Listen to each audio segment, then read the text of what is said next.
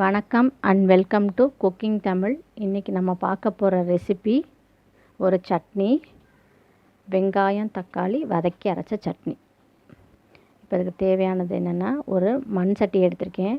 மண் சட்டியில் ஒரு 5 டீஸ்பூன் ஆயில் ஊற்றிக்கிறேன்.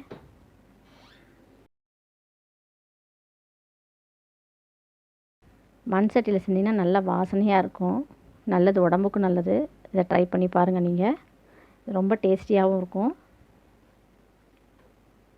இப்போது 1 டீஸ்பூன் கடலைப்பருப்பு, 1 டீஸ்பூன் உளுந்தம்பருப்பு எடுத்திருக்கேன்.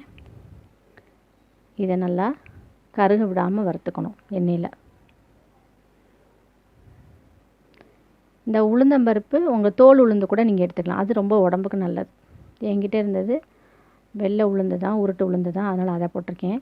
தோல் உளுந்து கிடச்சிச்சின்னா கூட நீங்கள் போட்டுக்கோங்க, அது ரொம்ப நல்லது உடம்புக்கு. இந்த மண் சட்டியில் செய்யும்போது நல்ல ஒரு ஃப்ளேவர் இருக்கும் உங்களுக்கு. இதுக்கு 4 வரமிளகா போட்டிருக்கேன்.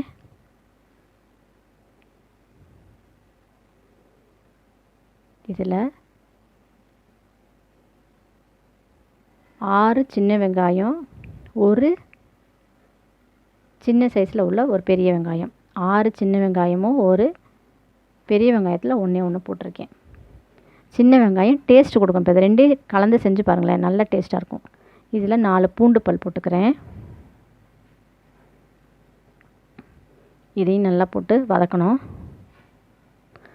அந்த பருப்பு கருகிராமல் பார்த்துக்கணும். இப்போ தக்காளி 2 தக்காளி இதில் போட்டுக்கிறேன். மீடியம் சைஸ் தக்காளி 2 தக்காளி. இது வதக்கிறதுனால நான் 2ஆக நறுக்கி போட்டிருக்கேன், அவ்வளோதான். இப்போ இதில் கொஞ்சோண்டு கொத்தமல்லி தழை, நீங்கள் வேணும்னா புதினா தழை கூட சேர்த்துக்கலாம். என்கிட்ட கொத்தமல்லி தழை இருந்து கொத்தமல்லி தழை சேர்த்துருக்கேன், நல்லாயிருக்கும் அது.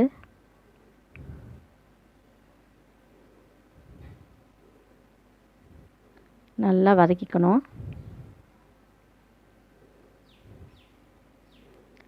இப்போ ஒரு சின்ன இன்ச்சு புளி, சின்ன துணுக்குன்னு சொல்லுவாங்க, அந்த அளவுக்கு புளி இருந்தால் போதும். இதை நல்லா ஆற வச்சுட்டு மிக்ஸி ஜாரில் போட்டு உப்பு சேர்த்து அரைச்சிக்கணும். உங்களுக்கு தேவையான அளவு உப்பு சேர்த்து அரைச்சிக்கணும். இப்போ அரைச்சிங்கன்னா இந்த சட்னி ரெடி ஆயிடுச்சு, வதக்கி அரைச்ச சட்னி ரெடி ஆயிடுச்சு. இது ரொம்ப டேஸ்ட்டாக இருக்கும். இட்லி தோசைக்கெலாம் வாவுன்னு சொல்கிற அளவுக்கு ரொம்ப டேஸ்ட்டாக இருக்கும் இந்த சட்னி. செஞ்சு பாருங்கள். இந்த வீடியோ உங்களுக்கு பிடிச்சிருந்ததுன்னா லைக் பண்ணுங்கள், ஷேர் பண்ணுங்கள், சப்ஸ்கிரைப் பண்ணுங்கள். உங்கள் ஃப்ரெண்ட்ஸ் அண்ட் ரிலேட்டிவ்ஸ்க்கு எங்கள் சேனலை பற்றி சொல்லுங்கள். நன்றி, வணக்கம்.